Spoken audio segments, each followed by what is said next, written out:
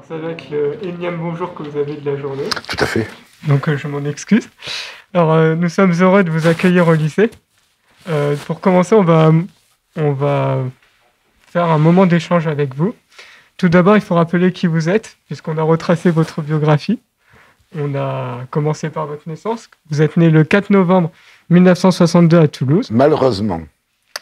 Vous êtes d'origine algérienne et vous êtes de nationalité française.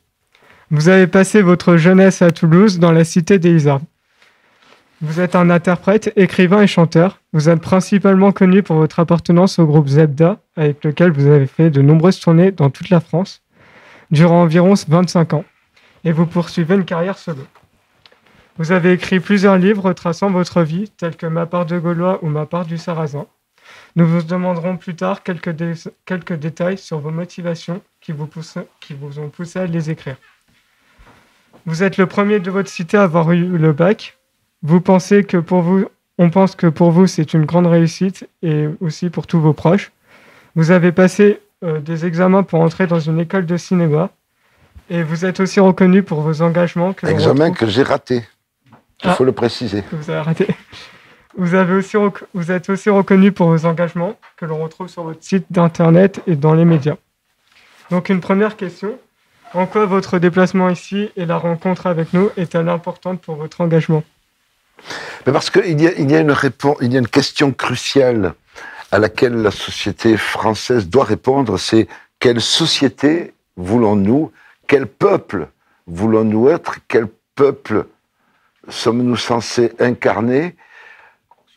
À partir du moment où un postulat est posé qui est celui du principe d'universalité, et que dans la réalité, il semblerait que ça ne fonctionne pas.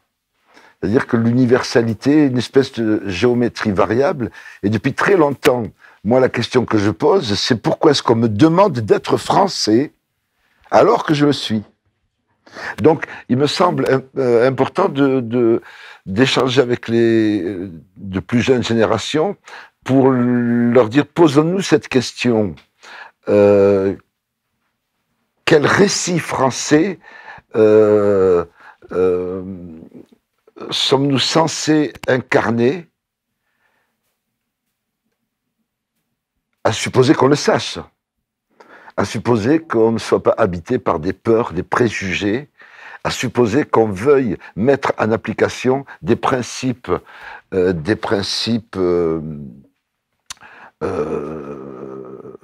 proposés par l'idée républicaine.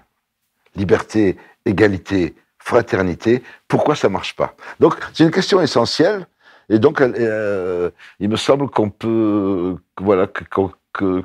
qu'un échange doit avoir lieu avec les nouvelles générations, puisqu'elles sont supposées écrire le futur récit français.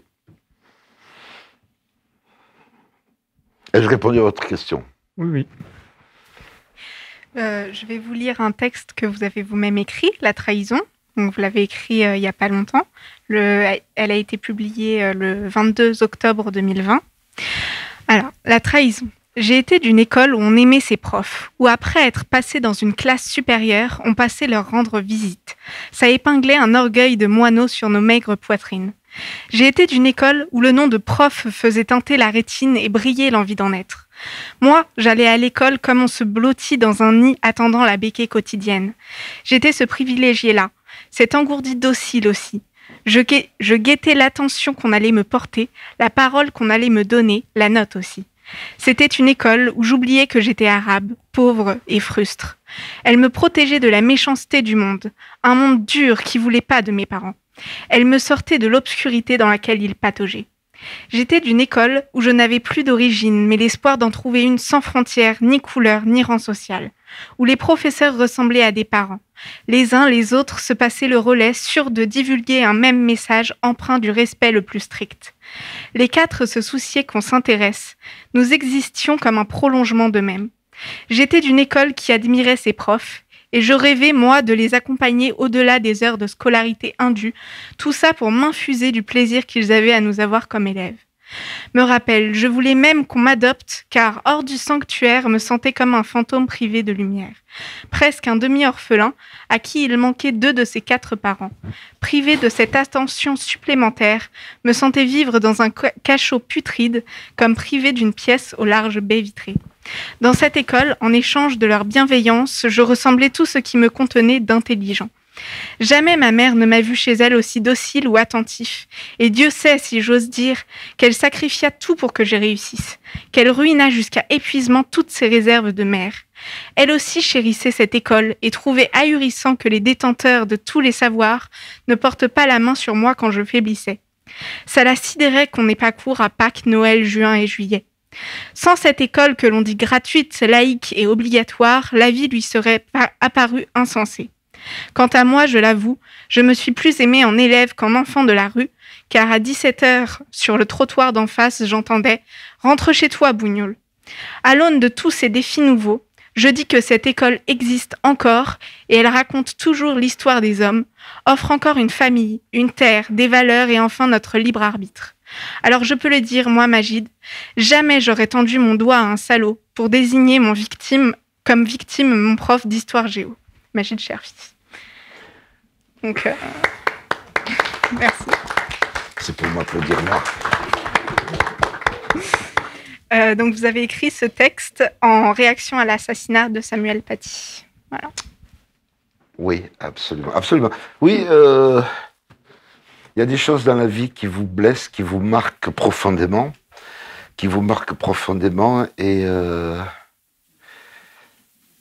évidemment, le drame, c'est d'être un enfant et de viser un professeur comme ennemi suprême. Et alors que dans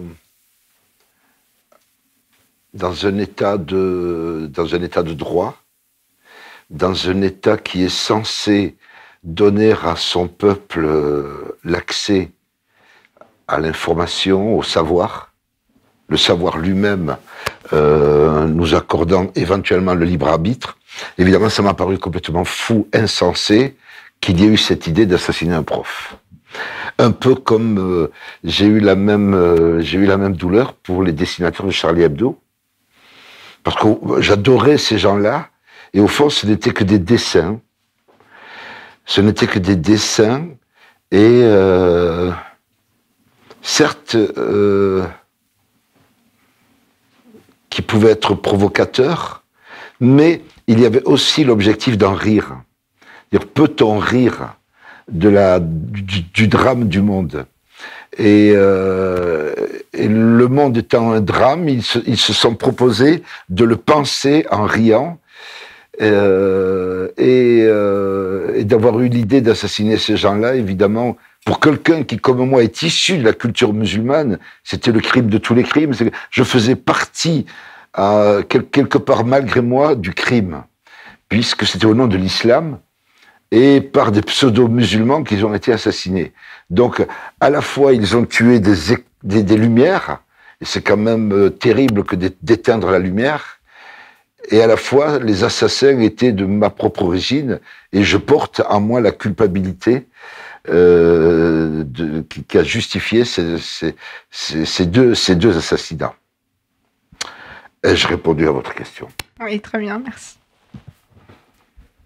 Vous en parlez dans ce texte, mais pouvez-vous nous préciser ce qui fait que l'école est si importante pour vous ? Je dirais des choses complètement évidentes. J'ai eu la chance de connaître l'école française. Et j'ai aussi la chance d'aller dans des pays où il y a des écoles qui ne portent pas cette liberté-là. Je parle pour essentiel des écoles du Maghreb. Et ça me permet de faire une espèce de comparaison entre ce qu'est un état de droit, ce qui est la liberté d'apprendre, ce qui est l'effort d'investir toutes les sciences sans tabou, et la peur de certaines écoles d'aborder toutes les sciences, toutes les disciplines sans tabou. Et donc, j'ai eu la chance de faire partie de cette école, peut-être la plus belle des écoles, puisqu'elle se propose d'être gratuite et obligatoire et laïque et républicaine. Il me semble que ce sont des postulats, les plus beaux postulats qui permettent à l'élève de devenir un adulte digne de ce nom, c'est-à-dire qui pense par lui-même. Et finalement, être un être humain et ne pas penser par soi-même, c'est quand même le grand échec du genre humain. Et cette école-là, avec tous ses défauts, elle a ce projet-là, c'est-à-dire de prendre à la fois tous les enfants, quels qu'ils soient, quelle que soit leur origine, la couleur de leur peau, leur religion, de les prendre et de les amener à ce statut de libre arbitre. Penser par soi-même, agir par soi-même. Vous vous êtes donc démarqué des autres jeunes de votre cité avec les études. Comment vous avez vécu votre scolarité durant votre jeunesse? Ça a été une scolarité difficile parce que j'étais entouré de cousins, d'amis qui sont entrés dans cette école avec difficulté, comme moi, parce que les premiers temps, on parlait peu français, on se sentait étranger. Nos parents nous avaient bien fait comprendre que nous n'étions pas chez nous, que nous n'aimions pas les Français et que les Français ne nous aimaient pas. Et donc tout à coup, il fallait rentrer dans cette espèce d'enceinte qui était à la fois l'allié et l'ennemi. Vas-y pour apprendre, mais comme me disait ma mère, sois français, mais ne le deviens pas. Je vous donne 4 heures pour y réfléchir. Et quelle était votre question, pardon?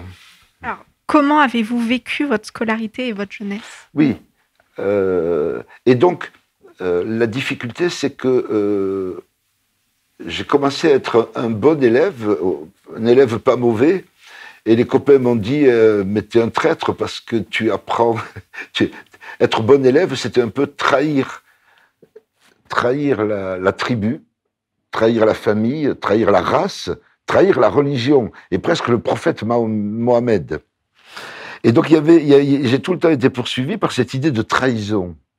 Et donc avoir des bonnes notes, être un bon élève, c'était une façon de... Tu fais partie du camp des Français, et donc il y avait donc 2 camps, le camp des Français et les autres, et c'est marrant parce que ces gens qui me reprochaient d'être du camp des Français étaient Français eux-mêmes, puisqu'ils étaient nés en France, et qu'ils parlaient que le français, ils étaient nés, donc nés en France. Et donc, tout le temps, il y a eu cette souffrance d'être victime d'une trahison, justement. Et donc, il m'a fallu, c'était ou les copains, ou l'école, ou la bande et l'école, ou la famille et l'école. Et donc, très souvent, on préfère être un mauvais élève et pas perdre ses copains, ne pas perdre la bande, parce que ne plus avoir d'amis hors de l'école, c'était quand même pas facile. Et je pense avoir résisté à cette chose-là. Et j'ai jamais eu vraiment de copains. J'ai sacrifié cette chose-là avec... bon, j'étais aidé par ma mère qui me disait « T'as une mère. Au moins, toi, t'as une mère », elle me disait. Comme si avoir une mère, ça valait avoir des copains. Et toute sa vie, elle a essayé de m'expliquer qu'avoir une mère, c'était tout avoir dans le monde. Ce que j'ai relativisé plus tard. Ainsi que ma femme aussi. Et donc voilà, donc la souffrance, ça a été la trahison. Il y avait 2 camps, et il fallait appartenir à un camp. Et tout le temps, chaque camp disant, mais tu es des nôtres. Et ces 2 camps étaient en même temps un même camp, puisque c'était le camp français, mais qui se divisait parfois en 2, les blancs et les autres, les musulmans et les autres, les pauvres et les autres. Et donc, il fallait comme ça traverser cette espèce de mer ou d'océan à contre-courant, à se demander à quel camp j'appartiens. Dois-je appartenir à... Tiens, je vous donne 4 heures encore. Dois-je appartenir à un camp? Vous me ferez passer les copies, Delphine, parce que je pars, moi, ce soir. Voilà ma réponse. Merci beaucoup. Alors, vous venez d'en parler, mais... Est-ce que la salle n'intervient pas pour ce coup-ci? Non, pas forcément. Si vous avez des choses à dire, levez la main, voilà ce que je veux dire. Toine. Oui, donc je disais que vous venez d'en parler de votre relation avec votre mère, mais qu'est-ce que vous avez fait avec votre père? Quelle relation avez-vous entretenue avec lui pendant votre jeunesse? Alors, souvent dans ces familles immigrées, je rappelle que c'est donc que nous étions des familles nombreuses, 7, 9, 11 enfants. Et donc les mères s'occupaient, les pères étaient absents, ils partaient très tôt au boulot. Et le soir, quand ils revenaient, dans toutes les familles, tu entendais chut, pas de bruit, il ne faut pas lui parler, il est fatigué. Et donc tous les soirs, il y avait un homme fatigué à qui il ne fallait pas parler. Et on a passé une vie comme ça, avec des mecs qui partaient le matin, qui revenaient en faisant la gueule le soir, et qu'il ne fallait pas déranger. Et donc nos mères étaient aussi nos pères, en réalité. Elles ont joué, ça on ne le dit pas toujours, mais quand on est maman de 11 enfants, je sais pas si tu vois, c'est quand même quelque chose, quoi. T'as du taf. Et le connard se ramenait le soir, il ne fallait pas le déranger. Et donc ils sont restés un peu des gens lointains et étrangers. Et moi, avec mon père, on a besoin d'avoir quelqu'un comme ça, si je m'approchais, il allait me casser les dents, tu sais. Et donc, c'est pour ça que finalement, quand on se met à écrire ou à se remémorer l'enfance, on voit qu'une ombre, celle du père, une vague ombre, et puis il y a la mère qui est là, qui te hante au contraire jour et nuit, et qui est là, qui est là tout le temps pour se demander comment tu vas, où tu vas. Voilà un peu pourquoi l'absence du père. Alors, pour revenir un peu plus vers la scolarité, qu'est-ce que vous avez ressenti quand vous avez eu le bac? En général, comme je le disais tout à l'heure à la radio, quand j'ai des victoires comme ça, je fais « Yes !» Et alors, alors moi, j'étais devant des copains français qui avaient le bac, ils en avaient rien à foutre. Mais on s'en branle, ils voulaient pas d'avenir, si tu veux. Donc on avait des bacs littéraires et puis ils étaient là où on va faire lettres, on va se faire chier pendant 5 ans. Voilà un peu. Alors j'avais des potes qui rêvaient de rock'n'roll. Ils voulaient faire ou de la musique ou du cinéma. Et donc pour eux, avoir le bac, c'était. Et moi, c'était la victoire absolue parce que. Justement, parce que dans le quartier, il y avait personne qui avait accès. D'abord, quand on était algérien à cette époque, il fallait franchir le cap de la 5e. Et à 90% du temps, quand c'était pas 100%, fils immigrés, 5e de transition. C'est-à-dire, tu basculais dans les ateliers bois et bâtiments, quasi automatiquement. Puis il y avait la barre à franchir de la 4e. Parce qu'il y avait aussi comment dit-on quand on donne une direction, comment dit-on quand on dirige un élève, voilà, vers l'orientation. L'orientation, merci Toine. Il y avait l'orientation alternative qui était les travaux manuels. Et nous, connaissant nos pères dans le bâtiment, plâtriers, maçons, et voir dans l'état dans lequel ils revenaient, pour nous, le travail manuel, c'est l'horreur, quoi. Et donc après, la troisième, il fallait... alors quand on arrivait en seconde, c'était déjà un miracle, et donc, et dans les quartiers, il y avait quasiment plus personne. En seconde, t'avais quasiment... moi, je me rappelle, on était 2 sur 600 élèves, on était 2 d'origine maghrébine. Bon, aujourd'hui, ça s'est arrangé. Il y a beaucoup plus d'élèves issus de la diversité. En seconde, on en voit. Alors, le bac, c'était à la fois une vengeance vis-à-vis de mes potes de quartier. Et les gens n'y croyaient tellement pas, ils pensaient que ma mère couchait avec le proviseur pour que j'ai le bac. Donc ça, je le dis, mais vous ne le répétez pas. Parce que je vous fais confiance, on est loin de Toulouse, je sais que ça n'arrivera pas jusqu'à là-bas, mais donc c'était inimaginable. C'était inimaginable comment ces mecs-là ont fait pour avoir le bac. Sa mère a dû coucher avec avec le proviseur, le conseiller d'éducation et le sous-directeur, Proviseur adjoint. Et je vous passe toutes les horreurs que les gens ont pensées. Et certainement, je ne me rappelle plus précisément, et certainement... D'ailleurs, elle m'attendait dans la rue. Quand je suis arrivé vers 17h, elle s'est mise au milieu de la rue. Au milieu de la rue, comme ça.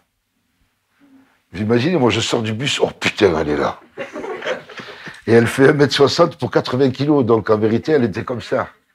Il fallait que toute la cité la voie. Mon fils a eu le bac, et j'ai l'intention que toute la Haute-Garonne l'apprenne. Qu'est-ce que c'est? Et j'ai avancé, elle m'attend des bras ouverts, oh putain, elle va me serrer dans ses bras, la connasse. Et elle m'a serré dans ses bras. Donc ça, je crois que je le raconte, oui, dans ma part de Gaulois. Je crois, qu'est-ce qu'elle m'a dit? Mon chéri, je crois qu'elle m'a dit. Pour la première fois de sa vie, elle me le dit en français. Mon chéri. Mon chéri. Et elle m'a serré dans ses bras et donc ça a duré longtemps parce qu'il fallait que toutes les voisines sortent dans la rue pour voir ça. Qu'est-ce qu'il y a? Son fils a eu le bac.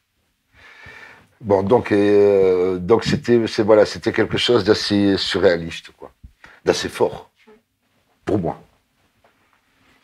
Et alors mon père, qu'est-ce qu'il a dit? On va tuer 2 moutons. Il fallait faire la fiesta et inviter le maximum de gens de la cité pour justement leur foutre les boules. Vous allez nous bouffer le mouton. Et je dis, mes copains, j'invite quelques copains. Quoi, tu fais la fête parce que tu as un bac? Mais t'es naze, refrain. Et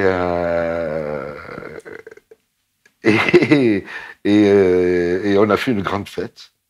Et j'ai invité mes potes de lycée qui étaient étonnés qu'on puisse manger du couscous avec du Fanta citron. Ils pensaient avoir du vin rouge.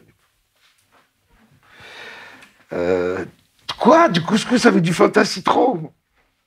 Mais t'as pas du vin? Et comme j'étais moi-même pas musulman, je dis, mais vous êtes con, quoi, vous avez oublié, les musulmans, ça ne boit pas de vin, de cola. Et vous continuez du Fanta citron. Donc voilà un peu l'aventure du bac. Merci beaucoup. Alors, vous êtes impliqué dans l'association Vite Écrit, créée en 1981.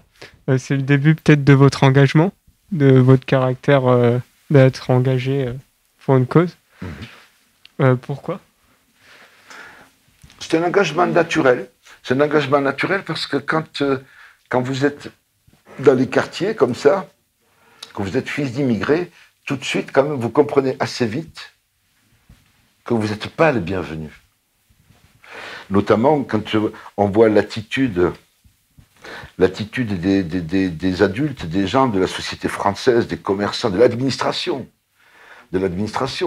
vis-à-vis de vos parents, et que vous voyez qu'ils ont peur de la France, ils ont peur de la société française, ils ont peur de l'administration française. Et l'administration française, c'était « Qu'est-ce que tu veux ?» Et j'étais là, putain, mais il tutoie mes parents, lui. Et vous êtes là, à 12 ans, la colère monte, et elle se décollera plus jamais. Alors dès qu'un Français passe, c'était vous, et dès qu'un Maghrébin arrivait, c'était tu. Et t'es là, mais il tutoie mes parents. Et donc tu avais des parents qui vous voient quelqu'un, et en retour, ils se font tutoyer. Et c'est comme ça, moult scènes. Ce matin, je racontais que le patron de mon père venait le chercher à midi. Il venait le chercher à midi pour l'amener au boulot. Et puis, depuis la rue, il faisait « Fatma !» pendant des mois.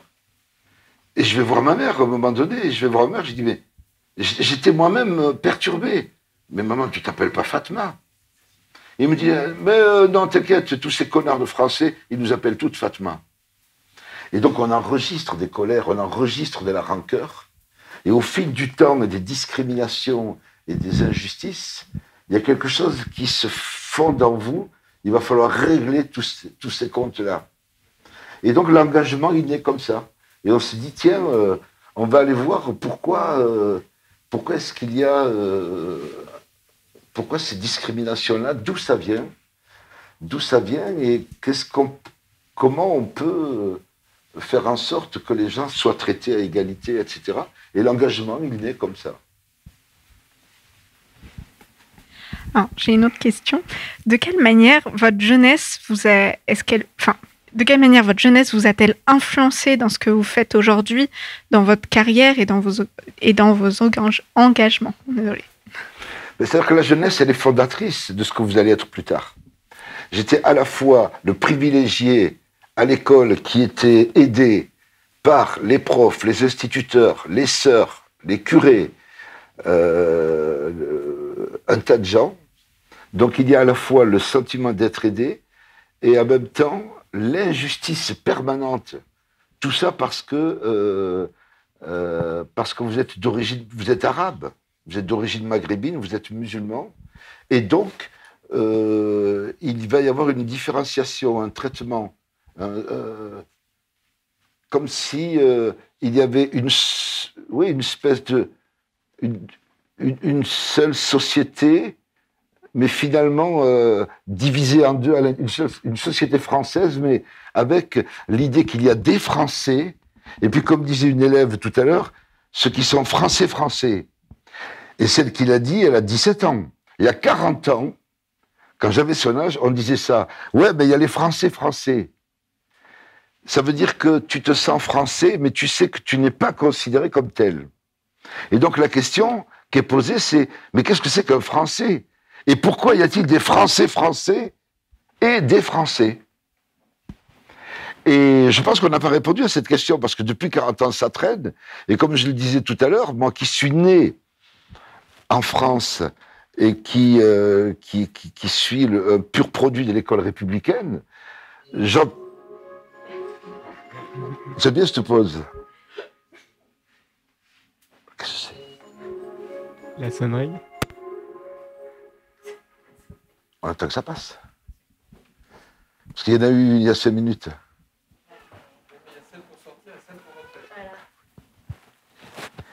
Et donc, que disais-je ? Français. J'ai perdu le fil. C'est ce que je disais. Alors là, je t'entends pas.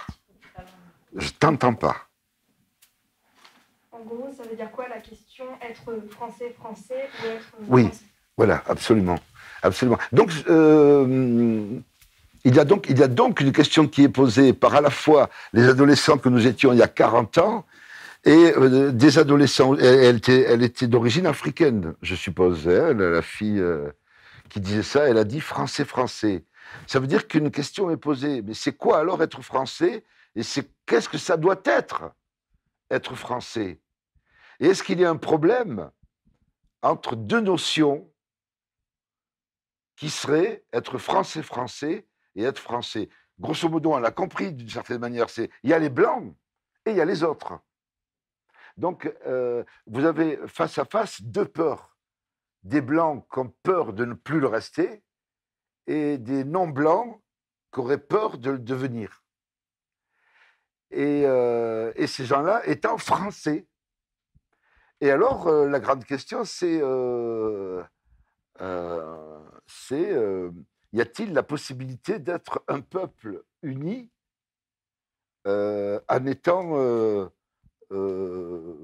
pas blanc, en n'ayant pas peur de ne plus l'être, ou en n'ayant plus peur de le devenir? C'est tellement compliqué, là, je doute de moi-même, de ce que je dis. Et donc, quel récit, d'où l'intérêt que la question vous soit posée à vous, qui êtes jeune, c'est donc quel récit est-il possible de construire dans un peuple qu'on nommerait peuple français et dans lequel la couleur, l'origine, la religion ne seraient que secondaires. Et a priori, ça n'a pas l'air d'être si évident. C'est-à-dire que vous pouvez être français depuis 2 siècles, si vous êtes noir de peau, vous ne l'êtes pas tout à fait.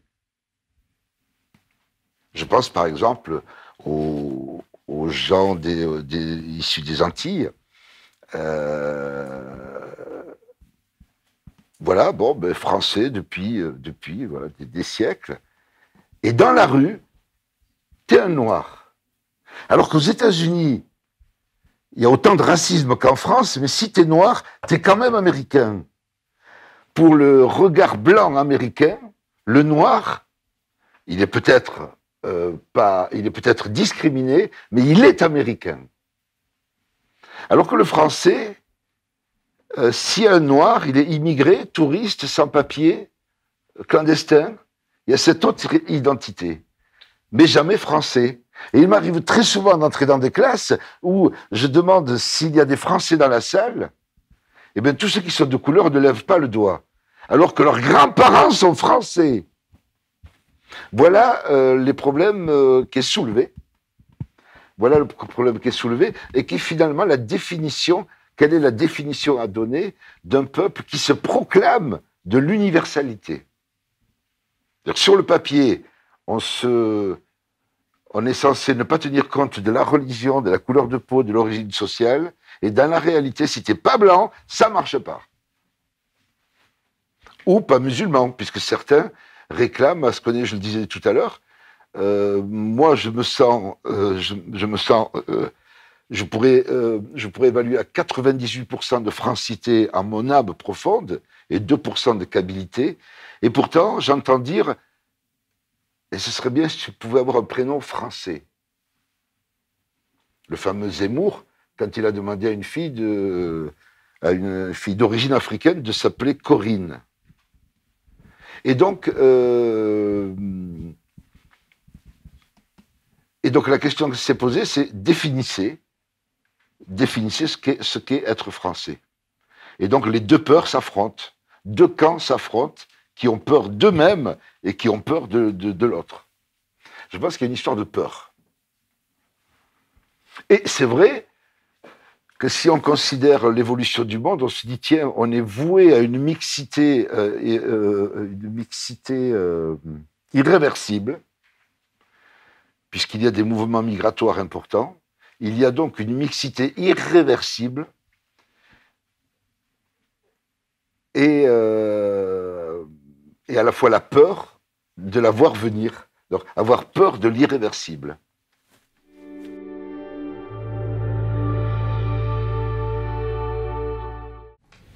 Ami, entends-tu le vol noir des corbeaux sur nos plaines? Ami, entends-tu les cris sourds du pays qu'on enchaîne? Ohé, partisans, ouvriers, paysans, c'est l'alarme. Ce soir, l'ennemi connaîtra le prix du sang et des larmes. Montez de la mine, descendez des collines, camarades. Sortez de la paille, les fusils, la mitraille, les grenades. Ohé, les tueurs à la balle et au couteau, tuez vite. Ohé, saboteur, attention à ton fardeau, dynamite. C'est nous qui brisons les barreaux des prisons pour nos frères. Pour nos frères.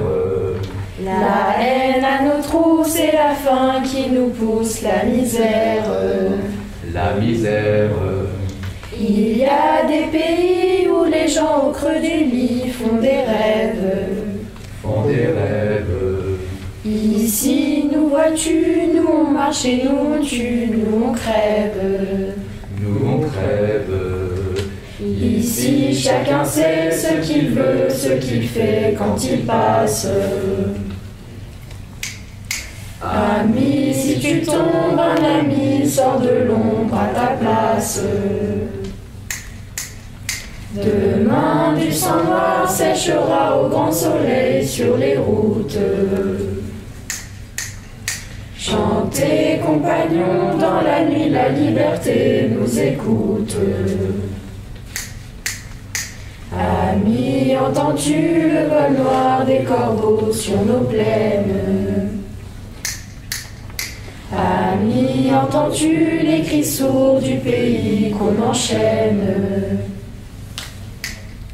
Ohé, partisans, ouvriers, paysans, c'est l'alarme.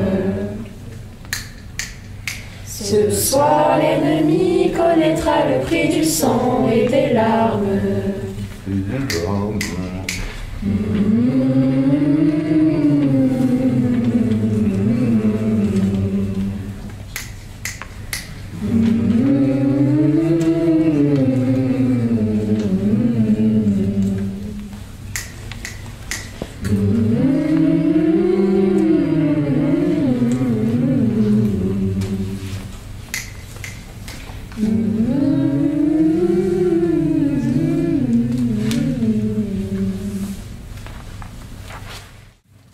Bravo. Merci.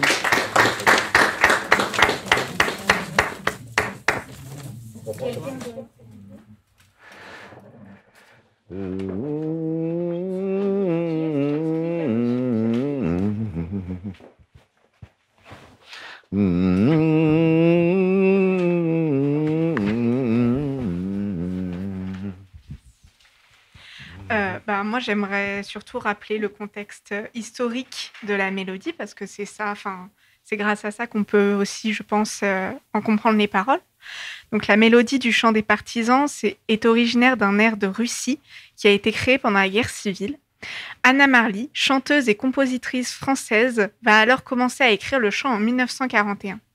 Alors nommée la Marche des partisans, les premières paroles seront en russe, la langue d'origine de Anna, bien qu'elle ait écrit ce chant à Londres. Le 17 mai 1943, le chant des partisans devient l'indicatif de l'émission Honneur et Patrie, diffusée sur la BBC. Il faut alors attendre le 30 mai pour que Joseph Kessel, accompagné par son neveu Maurice Druon, traduise le chant en français. Donc voilà pour le côté historique. Après, nous, on a voulu le chanter déjà parce que pour rappel à votre chanson. Motivé. Motivé. Et ensuite, jeudi, il y aura la commémoration d'un ancien résistant de la guerre. Donc, on va aussi la chanter jeudi et on voulait relier les 2 jours. Voilà. Oui, parce que donc on avait fait nous une version, mais alors on voulait faire quelque chose de plus joyeux. Et on a raccourci le texte et puis on a essentiellement tourné autour du refrain. Mais pour rappeler quand même l'idée de résistance aussi. Bon, c'est une autre forme de guerre contre le racisme. Et donc, on s'était inspiré du chant des partisans. Absolument.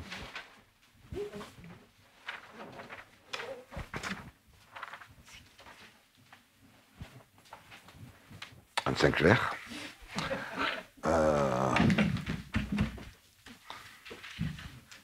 Christine O'Krent.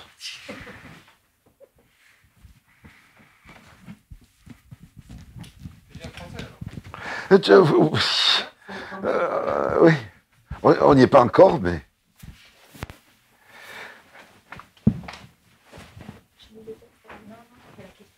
Alors, bonjour. Bonjour. Moi, c'est Magid. Et moi, Léa.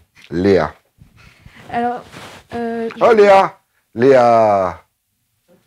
Non, la journaliste. Salamé. Léa. je voudrais vous poser une question sur votre carrière musicale. Pourquoi êtes-vous devenu chanteur? J'aurais aimé être un scénariste de cinéma. À la base, je voulais écrire en tout cas, mais pour le cinéma, je voulais filmer la saga de l'immigration. Et alors je passe mon bac et puis je passe mon concours, ce qui s'appelle aujourd'hui la FEMIS, mais qui s'appelait à ta génération l'IDEC. L'IDEC. Donc j'ai tenté l'IDEC, j'ai échoué. Et je crois que c'est une école Louis Lumière à Lyon. J'ai tenté 3 concours d'entrée pour des écoles de cinéma. Je les ai ratés tous les 3. Et depuis 10 ans, je tournais autour de 4 musiciens punk. Et si tu veux, on lâche tout et on fait que de la musique. C'est un peu comme ça. Donc, que j'ai basculé dans la musique par dépit de mon projet de cinéma.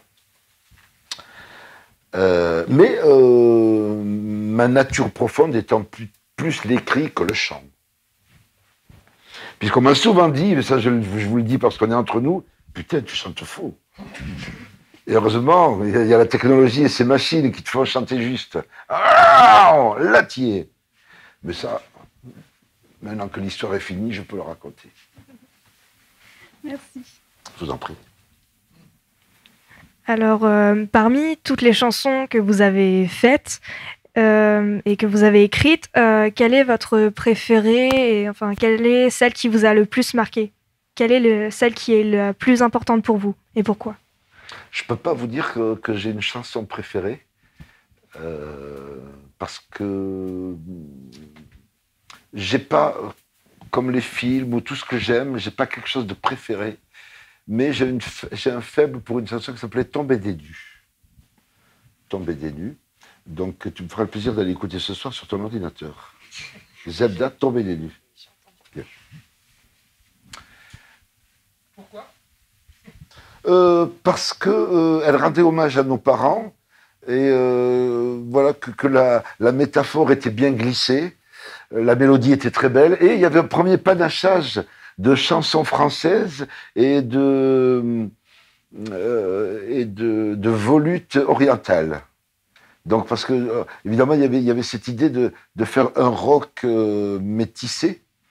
Et donc, chaque fois qu'on pouvait, j'essayais de glisser des derboukas avec des guitares électriques, des violons orientaux avec des basses occidentales. Et donc, cette chanson-là était réussie de ce côté-là.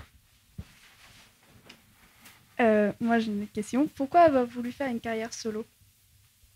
Alors, parce que il y a un moment donné, tu vois, quand tu te promènes avec 7 mecs dans ta vie, au bout de 5-6 ans, tu les as accrochés là, quoi. Des compromis. Écouter des points de vue différents, écouter plein de points de vue, des gens qui sont jamais d'accord avec toi, quand l'un dit vert, l'autre dit jaune et le troisième bleu, etc. Et donc, au bout de 10 ans, tu te dis...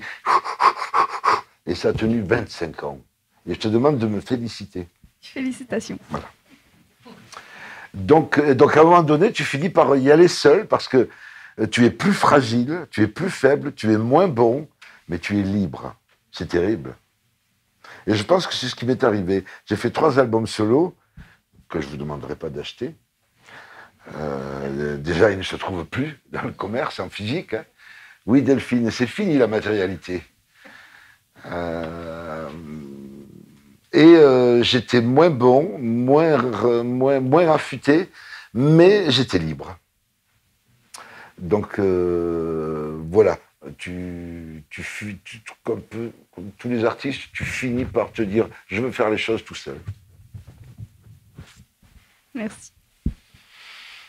Alors, pensez-vous que votre carrière et tout ce que vous avez fait a permis de changer les choses?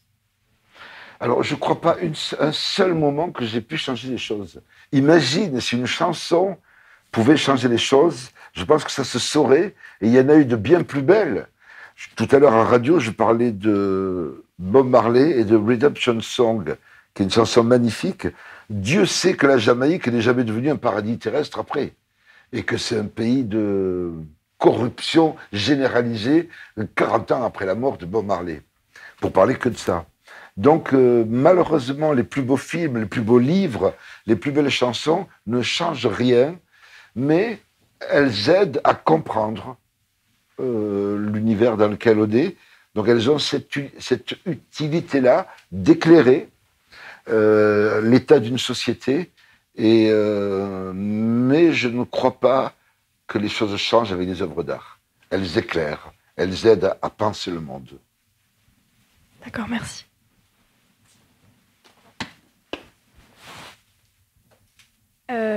Je vais vous lire un petit extrait d'un livre que vous avez écrit, du coup. Je disais que je vais vous lire un petit extrait. Donc, en décembre 1983, ce fut l'apogée et la chute. La télé a monté l'arrivée de la Grande Marche à Paris. On parlait de 100 000, 200 000 personnes dans les rues et mes tripes se sont nouées de ne pas en être. Jusqu'à ce que je vois la délégation des marcheurs reçus par François Mitterrand. À l'image, il se tenait à bonne distance, ça m'a frappé. Aucune affection, pas d'étreinte, à peine un sourire, de papy gâteux avachi dans un fauteuil Louis XV. À 700 km de distance, je me suis sentie offensée par cette image de vieux sages blancs recevant les indigènes éteintés d'un flamboyant ex-empire. J'ai encore dit le con de ta mère à sa majesté républicaine. J'ai pensé, pauvre Samir, alors que je m'écroulais en petit éboulis de chair durcie. Pierrick et Hélène sirotaient un thé des familles. Les deux vivaient l'événement autrement. Ils n'avaient pas eu cette perception de condescendance qui était la mienne. Reçu à l'Élysée, la classe, disait l'un. François Mitterrand, s'exclama l'autre. Mais pour moi, Mitterrand n'offrait qu'un sursis, au lieu d'éteindre l'idée d'un grand départ éventuel d'immigrés. Il ne faisait que l'ajuster par sa timidité, ses calculs. Il qualifiait l'extrême droite, clouait cette fenêtre en laquelle on croyait et qui s'appelait la gauche. À compter de ce jour, nous n'avons plus d'alliés. On voulait l'égalité des droits. On héritait d'une carte de séjour de 10 ans qui n'était qu'une autorisation prolongée, ce qui ressemblait à un compromis signé, le refus de nous unir définitivement à un destin français. Cette carte nous plongeait dans une éternité indigène. Donc c'était un petit extrait de la part du Sarrasin. Absolument. Absolument.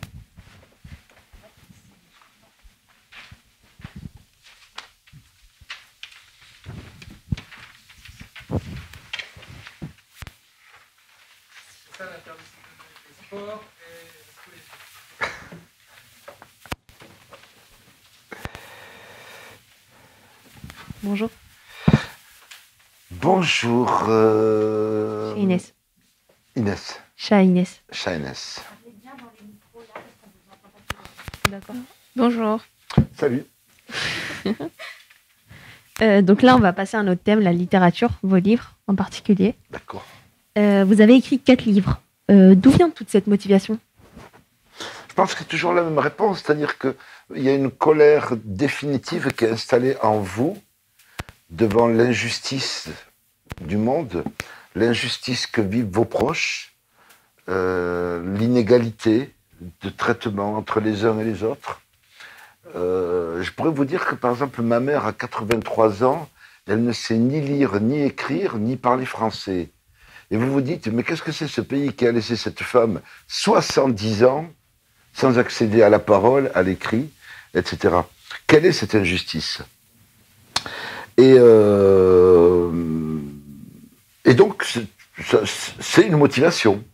C'est une motivation, mais toujours entre le décalage entre un principe invoqué, l'égalité, la liberté, la fraternité, et puis le réel. Putain, mais c'est pas vrai. Mais pourquoi ils le proclament s'ils ne le font pas ? Et donc, il y a comme ça une inégalité de traitement, une injustice, en fonction des uns et des autres, qui nourrissent mon écriture. Et donc, c'est comme un feu, et quitte à porter un feu en soi, autant que ce soit des mots qu'autre chose. Donc, c'est après le privilège que j'ai, moi, de pouvoir l'écrire. Et donc, voilà, je me vis comme un privilégié qui éclaire les gens qui le lisent de ces colères-là. Du coup, que vous apporte l'écriture ? C'est comme un médicament. Certains prennent le Doliprane. Et moi, je lis, j'écris. Donc, c'est presque des soins qui vous permettent de vous sentir bien dans votre peau, qui vous permettent de garder une flamme pour l'avenir, de calmer vos douleurs. Voilà, moi, je le prends comme une thérapie. Merci. Ma part de Gaulois et la part du Sarrasin sont une suite. Avez-vous déjà prévu d'écrire la part du Sarrasin lorsque vous écrivez le précédent ? Et si oui, pourquoi ? Non, j'ai pas prévu. Je ne prévois pas ce que je vais écrire. Quand l'inspiration est là, j'écris. Et puis je vois plus tard. Je vois plus tard ce qui va se passer. Mais quand j'ai fini ma part de Gaulois, je ne savais pas que j'allais écrire la part du Sarrasin. Voilà. C'est l'inspiration qui guide. D'accord. Votre écriture cherche-t-elle à mettre en avant différents engagements ? Oui, mon écriture, elle cherche à poser des questions, à faire que les lecteurs se disent « Tiens, pourquoi pose-t-il ces questions-là » Ou alors éclairer des choses « Tiens, on ne savait pas que ». Et j'aime bien cette idée de dire « Tiens, avant d'avoir lu Magide, je ne savais pas que. Et voilà, donc c'est apporter des éclairages, comme n'importe quel créateur. L'intérêt, c'est de faire en sorte que quelqu'un qui regarde un tableau se dise « Ah ouais, j'avais pas pensé à ça ». À cette optique, à cette position-là. Et donc, l'art, il est censé éclairer ou ne pas exister. Tu vois, quand je prends par exemple, mettons, puisque je suis chanteur, quelqu'un qui va rien apporter au monde, Maître Gims, c'est nul à chier, et il a un succès immense. Et il éclairera pas le monde. Je me suis engagé, je te dis pas. En vrai, c'est musique, ça va. Tout à fait, tout à fait. D'ailleurs, je considère C'est pas si horrible que ça, on va dire, par rapport à d'autres chanteurs. Oui. Ben, les forbans qui sont nuls à chier. Il y a des artistes quand même qui servent à rien. Et il en faut. Et c'est ça être un vrai démocrate. Il faut des artistes qui servent à rien. Et je t'accorde que Maître Gims a une belle voix, par contre. Il a une belle voix, mais qu'est-ce qu'il dit? Qu'est-ce qu'il dit? Il y a l'autotune aussi. L'autotune, oui. Il se sert de l'autotune, lui? Oui. Pourtant, il a une belle voix, pourquoi il s'en servirait? Ah bon? Oui. Moi, je m'en suis servi, mais moi, je chante comme un chiot, c'est pas pareil. Alors que, des fois, on a l'impression d'entendre l'opéra. Et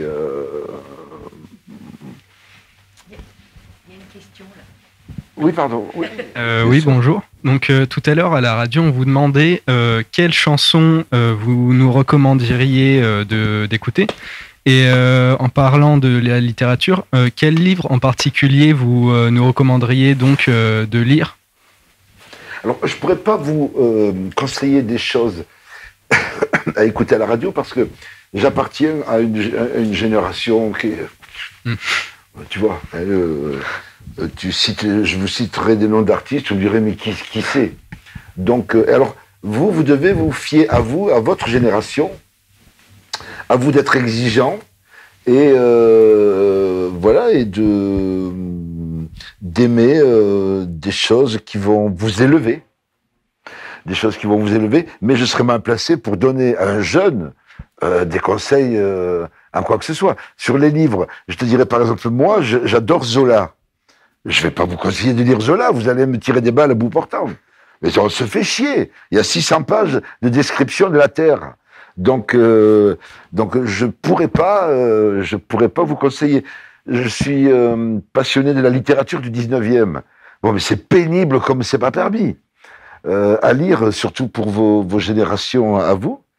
Et donc, il vous faut trouver des écrivains d'aujourd'hui, mais qui gardaient l'exigence de « est-ce qu'il m'éclaire? Est-ce qu'il me fait poser des questions ?» Donc, l'important, c'est l'exigence, finalement. D'accord, merci. Alors après, je peux vous déconseiller Maître Gims, là oui. Ou les Forbans. Bon, ben, les Forbans, c'était une autre génération. Donc, ça compte pas. J'ai pris les Forbans parce qu'il y en a un qui a fait des déclarations de soutien au Rassemblement National. Oh, le mauvais garçon. Oui, il y en a carrément qui sont mauvais. Hein.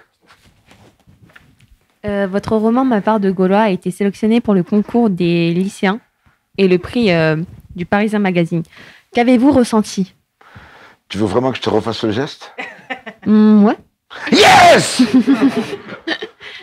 Je peux pas mieux traduire la joie que j'ai eue parce que, évidemment, si tu veux, tu t'y attends pas parce que tu te dis, tu y crois pas. Tu y crois pas. Et donc, voilà, quand on t'annonce ce truc-là, tu as l'impression d'avoir réussi quelque chose, d'avoir fait voilà, un peu mieux que d'habitude. Donc, c'est vraiment, voilà, presque un moment de bonheur, quoi. Un moment de bonheur certain. Oui. Quelles sont les idées que vous n'avez pas encore défendues dans vos chansons? Il y a beaucoup d'idées. Moi, je me suis cantonné sur beaucoup les quartiers, l'immigration, le racisme, les discriminations en tout genre. Et il y en a plein d'autres, discriminations. Que j'ai pas abordées. Par exemple, l'écologie, c'est des choses qui sont en faillite dans mon répertoire. Parce que j'étais pas porté sur cette chose-là. Donc il y a des thèmes aujourd'hui qui semblent essentiels et je suis passé à côté.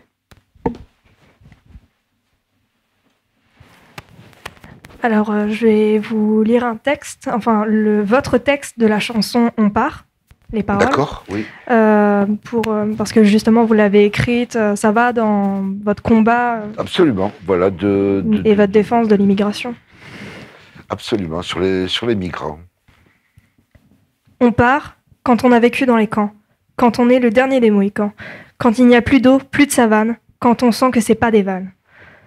On part pour des ustensiles en inox, pour monter sur un ring de boxe, pour une promesse de taille, un podium ou une médaille. On part au nord, comment ça se fait que c'est là que vivent les contes de fées?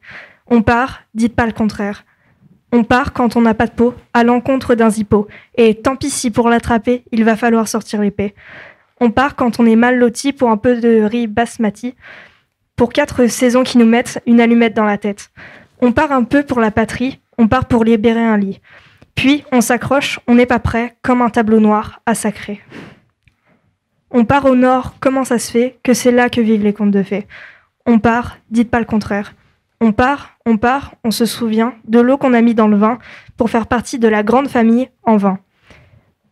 On part pour des riens, pour des clopes, pour voir en vrai le stéthoscope, la blouse blanche et l'ascenseur, on part pour un peu de douceur.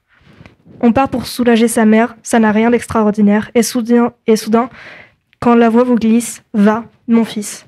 On se dit que c'est pas des blagues, il faut se jeter dans les vagues, et surtout pas mourir sous peine de lui faire de la peine. On part au nord, comment ça se fait que c'est là que vivent les contes de fées? On part, dites pas le contraire, on part. Tous les partants vous le diront, que c'est au sud que ça ne tourne pas rond. On part au nord, comment ça se fait que c'est là que vivent les contes de fées? On part. Absolument, c'est vraiment une chanson qui pourrait complètement expliquer tout le reste de mon œuvre. Voilà, c'est... Entre autres, voilà, l'exil.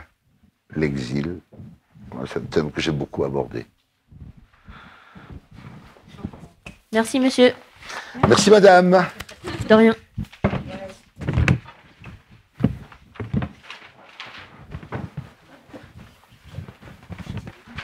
Toi, tu vas me faire le plaisir de sourire. Je souris là. Non, t'es arrivé, alors il fait chier. Tu es journaliste, je te signale. Bien. On va parler Oui. de votre présent et de votre avenir. L'avenir, j'aimerais mieux pas, mais enfin, bon, s'il faut. Votre histoire a beaucoup été partagée dans les médias avec la parution de vos livres. Y a-t-il des sujets sur lesquels on vous interroge jamais et qui vous semblent importants? Des sujets sur lesquels on m'interroge jamais. Oui, sur tous les problèmes d'écologie. Je sais pas, il y a plein de choses sur les que je ne sais pas interroger.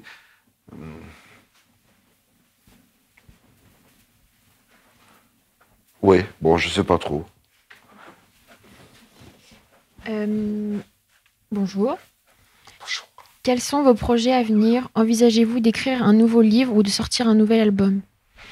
Alors, j'ai profité de 1 an de confinement, j'ai quasi fini mon prochain livre. Et là, tu fais waouh! J'ai quasi fini mon prochain livre. Waouh! C'est un peu mou, hein? Tu dois être effaré. Quoi? En 1 an? C'est très bien. Et voilà, oui.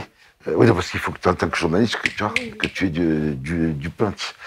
Et donc, comme je l'ai fini hyper tôt, j'ai peur de l'envoyer à mon éditeur qui me dise « Il vient de sortir le tien, qu'est-ce que tu nous fais chier ?» Et donc, je vais le garder dans les tiroirs. Mais j'ai beaucoup écrit.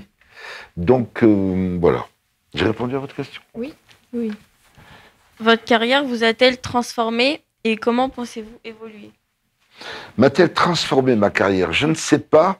Je ne sais pas parce que je me suis jamais imaginé avoir un jour du succès dans la musique. Et donc, on a avancé comme ça, au hasard. avec des réussites. Et à un moment donné, elle est arrivée, on est monté très haut. Très vite, on est redescendu très bas. On a connu un peu tous les mouvements. Et ensuite, je ne savais pas que j'allais être édité rapidement, que j'allais publier. Donc, on avance comme ça au gré. Et l'important, c'est de rester, de tenir le cap. Succès ou échec. Garder le cap de la créativité. Garder le cap des valeurs auxquelles on croit. De l'énergie à transmettre aux nouvelles générations. Du coup, je vais vous lire un texte que j'ai écrit moi-même sur les journalistes qui se font emprisonner partout dans le monde, mais du coup, là, je vais vous parler plutôt de ma famille. D'accord. D'accord. J'aimerais vous parler d'un sujet qui me tient à cœur, les journalistes qui se font emprisonner parce qu'ils font tout simplement leur travail. Moi-même, dans ma famille du côté paternel, il y a 2 cousins turcs de mon père qui sont frères, qui se sont fait emprisonner parce qu'ils ont participé à des manifestations. Ils ont distribué des tracts dans les rues et parce que la police a retrouvé des livres communistes chez eux. Donc, quand l'État turc a découvert les livres, ils les ont vus. Dans des manifestations, ils les ont attrapés et emprisonnés pour avoir fait leur travail de journaliste.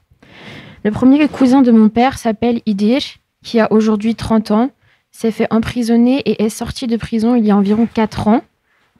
Il avait été condamné à 10 ans de peine d'emprisonnement, mais au final, il n'a fait que 8 ans de prison. Aujourd'hui, il vit à Tunceli avec sa famille. C'est une ville à l'est de la Turquie. Le deuxième cousin de mon père s'appelle Ali Haïdar, qui a entre 25 et 27 ans, qui est donc le plus jeune des 2. Il s'est fait emprisonner 2 ans et encore aujourd'hui, il attend son jugement en prison, il n'a pas le droit de sortir tant que l'État n'a pas choisi le jugement qu'il doit recevoir. Donc, quand nous avons voté pour le prix Liberté, Omar Radi m'a fait repenser aux 2 cousins de mon père et le fait que dans d'autres pays que la France, les journalistes ne peuvent pas faire leur travail correctement, car si le journaliste parle en mal du gouvernement ou dit des choses contraires à la religion, il se fait arrêter et emprisonner. Je pense que la justice ne fait pas forcément son travail correctement ou justement. Et du coup, j'ai une question à vous poser. Aujourd'hui, selon vous, quelles sont les défenses et engagements à prendre ? Alors, on a la chance, justement, alors tu évoques la Turquie, comme moi j'évoquais l'Algérie. Ce ne sont pas des démocraties réelles, c'est des bouts de démocratie teintés de dictature et d'autoritarisme. Donc voilà, on est dans un pays qui est un des pays les plus respectueux des droits de l'homme, dans lequel on peut exprimer des avis contraires sans risquer la prison. Il faut protéger ces droits-là. Il faut protéger ces droits-là, sinon les affermir. Parce que on a tout le temps matière à avancer en termes de liberté, en termes de liberté de conscience, de toute espèce de toute forme de liberté. Par exemple, il y a encore des connards qui veulent se battre contre l'avortement. Donc il y a encore des luttes à mener, des luttes pour protéger les femmes, les enfants, les plus fragiles, les plus faibles. Mais je veux qu'on garde en tête qu'on est privilégié dans ce pays qu'est la France. On est privilégié et que donc il s'agit plus d'affermir des choses, puisque voilà, on est dans un état de droit conséquent, selon moi. Et je te remercie pour ton évocation de tes oncles turcs. De rien. Merci à vous de nous avoir écoutés. Merci. Il y a un peu de temps pour poser des questions, si vous en avez. Est-ce que, après votre longue carrière, et étant donné que vos chansons sont plus apparues pour nos parents, et c'était plus de la génération de nos parents, est-ce que vous espérez, par exemple, que nous, un jour, naturellement, on tombe sur vos chansons et qu'on puisse se dire la bonne époque et parce que, bon, personnellement, ma seule référence, c'est Tomber la chemise, donc... Pour mon plus grand malheur, oui. Des fois, comme ça, tu écris une centaine de chansons et les gens n'en retiennent qu'une. Et c'est la vie. Et c'est la plus con. puisque j'écris des chansons sensibles. Hein. Il m'est arrivé d'écrire des choses mélancoliques, sensibles, intelligentes. Et une fois, sous l'effet d'une boisson qu'on appelle le pastis, tu fais tomber la chemise, et c'est un tube incroyable qui traverse le temps. Et c'est ainsi. Par contre, je ne crois pas que je fasse aujourd'hui des chansons qui intéressera des jeunes. Parce que le mouvement naturel, il est comme ça. J'ai intéressé des gens de ma génération et que désormais, c'est fini. Par contre, je ne désespère pas de faire la tournée des EHPAD dans les 5 ans qui viennent.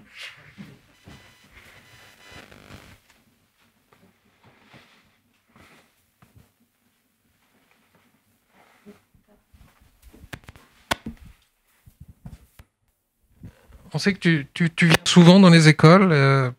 Quel sens ça a pour toi d'aller dans les écoles à la rencontre des jeunes? Pourquoi tu le fais? Je crois qu'il y a aussi quelque chose d'assez égoïste, une confrontation personnelle. Par exemple, de fréquenter des jeunes, c'est se rendre compte du décalage, de l'âge, du monde dans lequel... être confronté à eux, c'est se rendre compte de l'état du monde, en fait. Et donc, pour moi, c'est essentiel de me dire, mais ils en sont où? Où en est le monde? Et savoir où en est le monde, c'est vraiment écouter. Quoi que dise un jeune, c'est de savoir, c'est d'entendre un avis. Et bon, j'ai la chance d'avoir des enfants qui sont plus âgés qu'eux, quand même, qui sont plus âgés. Ils vous permettent d'être en contact avec la réalité. Et en même temps, alors c'est le côté plus prétentieux, c'est de faire part d'un point de vue qui est le mien, de poser des questions d'ordre universel, comme ça, sur quel monde pour demain, quelle société, quel peuple, quelle identité. Et donc, il y a à la fois l'idée de transmission, voilà ce qu'on peut vous transmettre comme idée, et en même temps se dire où ils en sont, pour soi-même se mettre à sa place. Et surtout pas commettre l'erreur de nous mettre à leur place, ou de vouloir penser pour eux. Et s'il y a une chose que tu voudrais qu'ils retiennent de ton passage, ce serait laquelle? Comme tu es un homme de mots, il y aurait un livre d'or, tu écrirais quoi? Mais qu'est-ce que tu voudrais qu'ils retiennent en particulier? J'aimerais qu'ils retiennent l'idée de l'intelligence. On a vogué un peu au-dessus des choses. On a pensé le monde. Il nous a forcés à être plus grands que nous-mêmes. Et putain, cet enculé nous a fait rire. Voilà, je crois qu'il y a deux choses. Il y a un côté de distraction. Dire c'était sympa, il nous a fait rire, et en même temps, quelque part, l'idée cachée que on est passé au-dessus de nous-mêmes. Alors, moi, je vais juste vous repasser le micro parce que c'est surtout pas la rencontre des adultes, mais je voudrais d'abord remercier Magid d'avoir remercié Magid d'être venu, remercier réellement vos enseignants. Vous avez de la chance d'avoir des enseignants comme ça, parce que moi, j'ai regardé un peu aujourd'hui, je me suis baladé dans Sangor, et entre les expositions, la qualité des débats qu'il y a eu aujourd'hui, ça veut dire quand même que ça marche bien entre vous, en tout cas. Et puis remercier l'équipe de Delphine, et de Culture et Nature d'avoir assuré toute cette partie technique, et pour Delphine, la préparation de tout ça. Un grand merci à vous. Merci à vous. Merci l'équipe technique.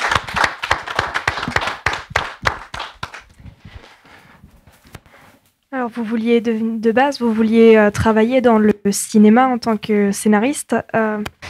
Qu'est-ce qui a fait que pour vous, le cinéma était aussi important, et à quel point vous vous êtes battu, entre guillemets, pour travailler dans ce milieu-là et pour exaucer votre rêve?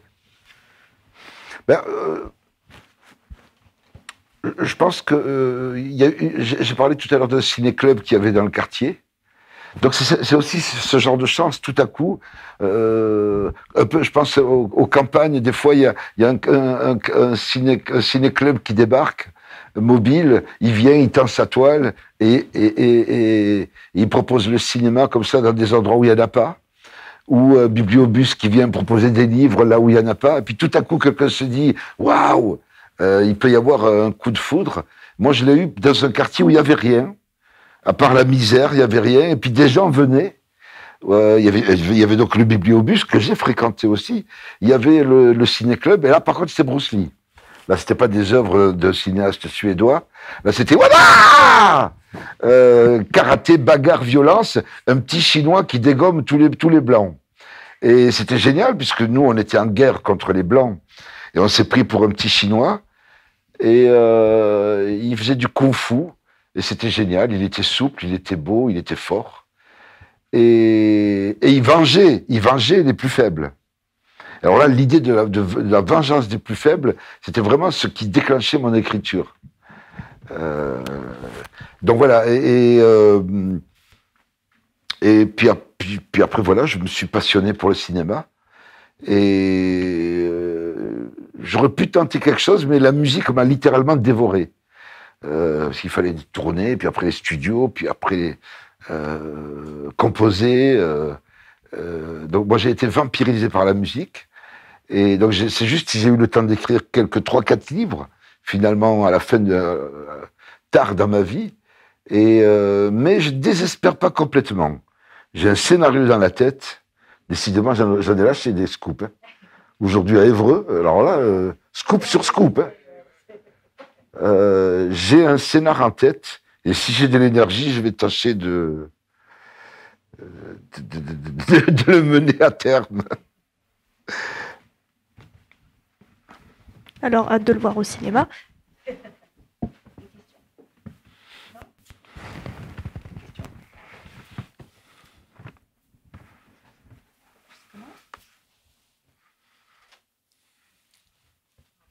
Juste merci. Une petite question. Est-ce que tu te sens libre? Alors là, tu me fais philosopher un peu, mais est-ce qu'on est libre? Je suis pas sûr qu'on puisse répondre à cette question d'être libre parce que on n'est jamais totalement libre.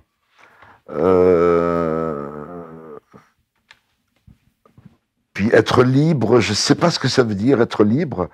Ne serait-ce que l'autocensure. Quand j'écris, par exemple, je m'auto-censure. Donc, je ne suis pas libre de balancer dans mes écrits ou dans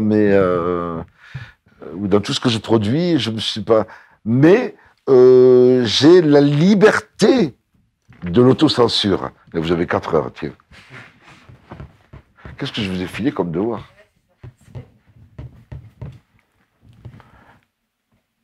Et c'est beaucoup. Et c'est beaucoup. Quand on pense aux peuples qui sont censurés, aux créateurs qui sont censurés, être libre de s'auto-censurer, c'est pas mal. Donc, rebonjour. Donc, dans la précédente interview, vous disiez que donc il fallait s'intégrer dans la société française, donc plutôt blanche, mais en tant que donc avec des origines maghrébines. Mais est-ce que par la suite, il fallait aussi s'intégrer dans votre quartier en tant que celui qui a eu le premier bachelier, oui. Bachelier. Ouais. Et donc, est-ce que vous deviez vivre comme ça avec 2 personnalités entre guillemets différentes selon les personnes avec qui vous parliez Pas tout à fait, parce que à partir du moment où tu es bachelier, tu ne fais plus partie du quartier. D'une part, parce que le quartier ne veut pas de toi, puisque tu trahis, et d'autre part, toi-même, le fait d'accéder à ce niveau-là t'exclut toi-même de cet univers-là. Parce que tu veux aller ailleurs. Et quand tu t'élèves dans le parcours scolaire, intellectuel, etc., tu cherches à t'élever. Et donc, tu veux pas rester dans le quartier et tu veux plus y revenir. Et les gens disent souvent, ouais, il a quitté le quartier. Mais bien sûr, quand on s'élève, on quitte les lieux misérables. Et c'est de l'illusion que de penser que, parce qu'on est d'un quartier, il faut y rester ou y revenir. Non. En évoluant, on choisit des milieux de plus en plus exigeants. Et j'ai voulu, moi, aller vers des milieux de plus en plus exigeants dans la réflexion. Et malheureusement, c'est souvent des milieux aisés. Et donc, c'est dans les milieux aisés que l'exigence est. Et donc, voilà, tu bascules, tu changes de camp, tu appartiens à d'autres gens. Et donc, il n'y a pas de, voilà, il y a pas l'idée de s'élever, c'est se séparer. Ah ben tiens, 4 heures. S'élever, c'est se séparer. Je suis content, là. Je vais pas l'oublier, je vous le dis. Hein. Mais si. J'ai fait lettres modernes. Tac, tu bascules direct prof de français. Seulement les profs de français, ils sont devenus profs de français. Et moi, les punks m'ont fait basculer ailleurs. Et donc j'avais une dernière petite question. Est-ce que vous êtes déjà revenu dans votre quartier après votre carrière ou même dans votre vie professionnelle Oui, mais on fait des visites furtives. D'accord. Parce que les gens vous regardent pour qui se prend celui-là. Quand tu as publié un livre, là je peux te dire par exemple qu'à chacun de mes livres, je suis poursuivi pour diffamation par des gens des alentours qui disent « Ouais, il dit du mal des quartiers, il dit du mal d'un tel, il dit du mal de sa mère, etc. » Et donc, tu vois, il y a quelque chose qui ne fonctionne pas entre un lieu d'origine qui est misérable et la réussite. C'est l'un ou l'autre. Mais tu ne peux pas avoir, comme je l'ai voulu moi, avoir une main avec le peuple parce qu'il est misérable, et une autre avec les étoiles parce qu'elles sont éclairantes. Ça ne marche pas. D'accord. Merci. Je t'en prie. Antoine. Putain. Il a levé le doigt, putain! Moi, j'aurais une petite question. Une petite, alors. Vous cherchez toujours une appartenance? Une appartenance? Oui. Non, parce que finalement, moi, je sais que je l'ai trouvé. Moi, j'ai fait mon choix. Moi, j'ai fait le choix d'un peuple métis, multiculturel. Tu vois? J'ai envie d'avoir... Je sens en moi un chrétien culturel.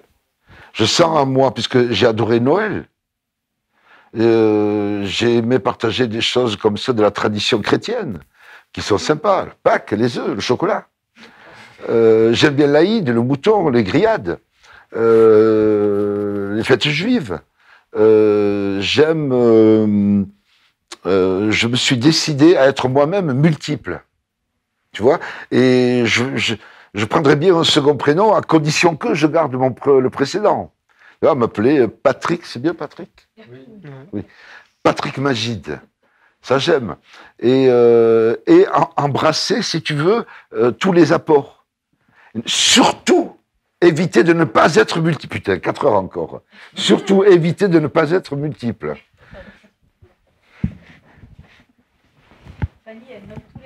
Fanny, elle assure. Je dis rien, mais Fanny, elle assure. En plus, je me demande si elle n'est pas dessinatrice. Oui, c'est ça, tu dessines. Voilà mon idée. Donc moi, je ne sais plus à qui je réponds, mais Antoine, j'ai fait ce choix-là, de surtout ne pas appartenir qu'à une seule chose.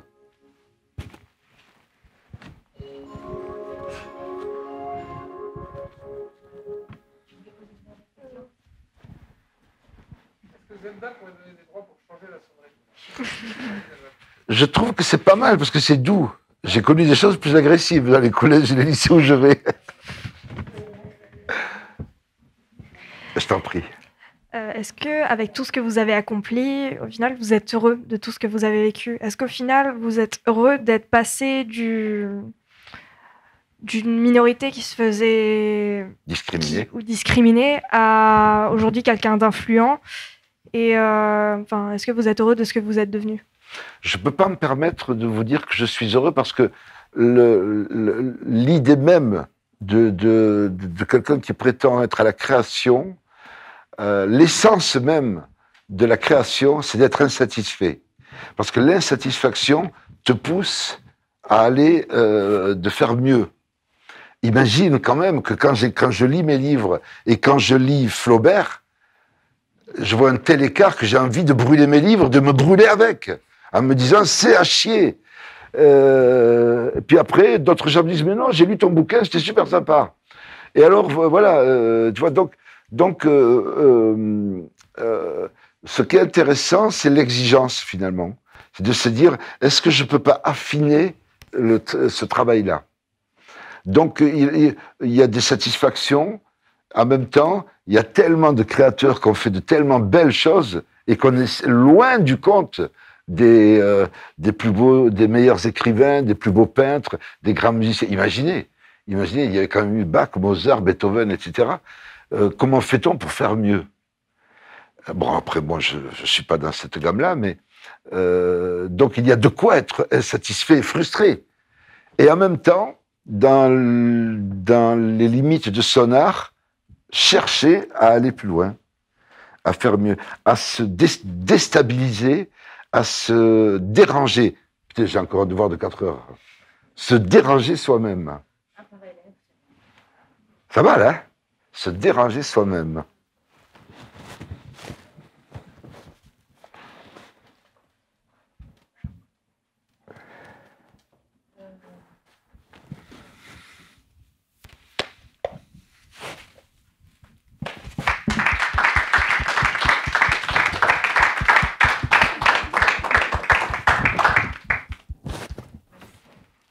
Merci à toutes et à tous pour votre présence.